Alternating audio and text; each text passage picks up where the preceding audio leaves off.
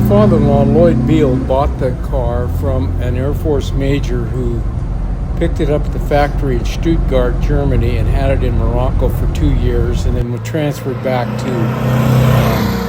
I can't remember the name of the base, Norton Air Force Base in San Bernardino. What year was that?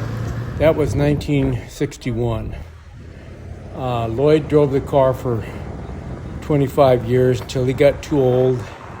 Knew I loved the car, so he gave us the car, my wife and I, and gave... What year was that? That was 1986.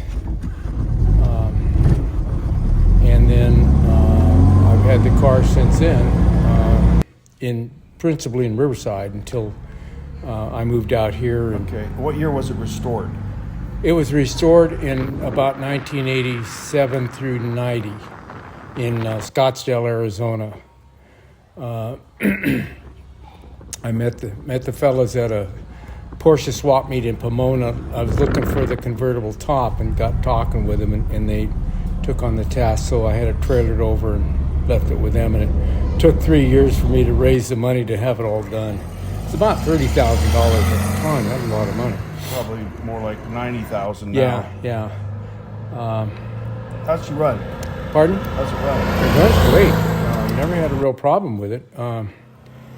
Let's see, when I first got it from Lloyd, I did have the engine gone through, and Jay Ward, the mechanic that now works on it, was the first one to work on it at Precision Motion in Riverside, and they bored it out, so it's actually, instead of a 1600, it's I think like an 1800 cc engine.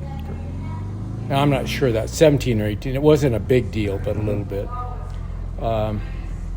And they maintained it. Precision Motion did while Jay was there, and then after he left, I stayed with him. He opened his own shop, and he's the last one to work on it.